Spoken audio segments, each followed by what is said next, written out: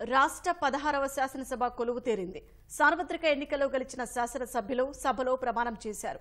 మొత్తం 175 మందిలో 172 మంది ప్రమాణ స్వీకారం చేయగా మరో 3 వ్యక్తిగత కారణాలతో శనివారం ప్రమాణం చేయనున్నారు. ప్రొటెం స్పీకర్ గోరంట్ల బుచ్చయ్య చౌదరి నేతృత్వంలో ప్రమాణ కార్యక్రమం సాగింది.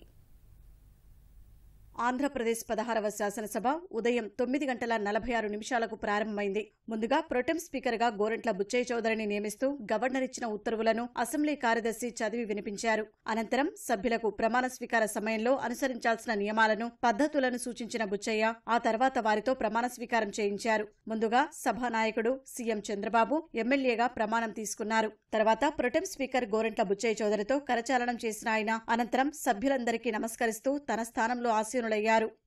నారా చంద్రబాబు నాయుడు అనే నేను శాసనసభ సభ్యునిగా ఎన్నిక అయినందున శాసనం ద్వారా నిర్మితమైన భారత రాజ్యాంగం పట్ల నిజమైన విశ్వాసం, విధేయత చూపుతానని, భారతదేశ సార్వభౌమాధికారాన్ని, సమగ్రతను కాపాడుతానని, నేను స్వీకరించబోయే కర్తవ్యాన్ని శ్రద్ధాశక్తులతో నిర్వహిస్తానని దైవ సాక్షిగా ప్రమాణం చేస్తున్నాను.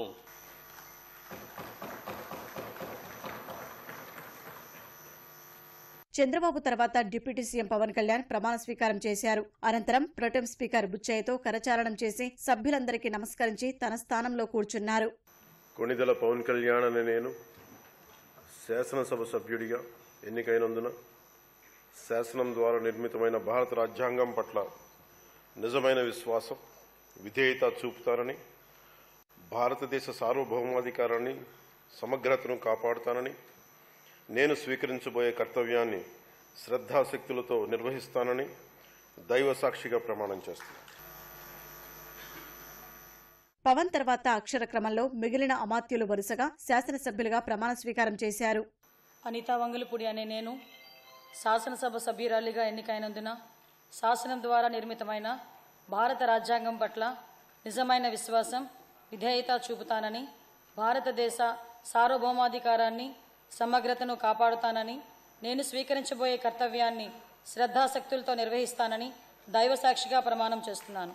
సత్యకుమార్ యాదవ్ అనే నేను శాసనసభ సభ్యునిగా ఎన్నికైనందున శాసనం ద్వారా నిర్మితమైన భారత రాజ్యాంగం పట్ల నిజమైన విశ్వాసం, విధేయత చూపుతానని, భారతదేశ సార్వభౌమాధికారాన్ని, సమగ్రతను కాపాడుతానని, నేను స్వీకరించబోయే కర్తవ్యాన్ని శ్రద్ధాశక్తులతో నిర్వహిస్తానని దైవ సాక్షిగా ప్రమాణం చేస్తున్నాను. మంత్రుల తర్వాత నిబంధనల ప్రకారం ప్రధాన ప్రతిపక్ష నేత ప్రమాణం చేయాలి. ఎన్నికల్లో ఘోర ఓటమితో వైకాపా కేవలం 11 స్థానాలకే పరిమితమైంది. దీంతో జగన్ కు ప్రతిపక్ష నేత హోదా దక్కలేదు. ఫలితంగా ఆయన కూడా మహిళా శాసనసభ్యుల తర్వాత మిగిలిన సభ్యుల మాదిరిగానే ప్రమాణ స్వీకారం చేయాలి. అయితే సీఎం చంద్రబాబు ఈ విషయంలో హుందాతనంగా ప్రవర్తించారు. మంత్రుల తర్వాత జగన్ను ప్రమాణ స్వీకారానికి పిలవాలని శాసనసభ వ్యవహారాల మంత్రి పయ్యావుల కేశవ్కు సూచించారు. దీంతో మంత్రుల తర్వాత జగన్ ప్రమాణం చేశారు. వైఎస్ జగన్మోహన్ రెడ్డి అనే నేను శాసనసభ సభ్యునిగా ఎన్నికైనందున శాసనం ద్వారా నిర్మితమైన భారత రాజ్యాంగం పట్ల నిజమైన విశ్వాసం, విధేయత చూపుతానని, భారతదేశ సార్వభౌమాధికారాన్ని, సమగ్రతను కాపాడుతానని, నేను స్వీకరించబోయే కర్తవ్యాన్ని శ్రద్ధాశక్తులతో నిర్వహిస్తానని దైవ సాక్షిగా ప్రమాణం చేస్తున్నాను.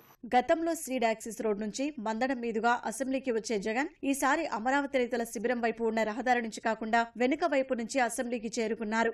జగన్ సాధారణ ఎమ్మెల్యేగా ఉండటంతో ఆయన వాహనం అసెంబ్లీ గేటు బయటే ఆపి కాలినడకన లోపలికి రావాలి. ఈ విషయంలోనూ చంద్రబాబు మరోసారి తన పరిణితిని ప్రదర్శించారు. జగన్ వాహనాన్ని సైతం లోపలికి అనుమతించాలని పోలీసులను ఆదేశించారు.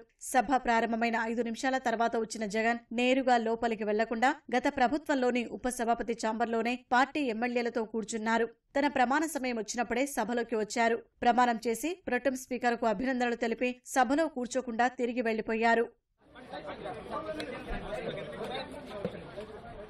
జగన్ తర్వాత మహిళా సభ్యులు, తర్వాత మిగిలిన సభ్యులు ప్రమాణ స్వీకారం చేశారు. అయితే అందుబాటులో లేకపోవడం, ఇతర కారణాలతో జీవి ఆంజనేయులు, పితాని సత్యనారాయణ, వనమాడి వెంకటేశ్వరరావు శనివారం ప్రమాణం చేయనున్నారు. ఉదయం 10:30కు సభ ప్రారంభం కాగానే వీరు ప్రమాణం చేస్తారు. నరసాపురం జనసేన ఎమ్మెల్యే బొమ్మిడి నాయకర్ మత్స్యకార వేషధారణలో అసెంబ్లీకి వచ్చి ఆకట్టుకున్నారు.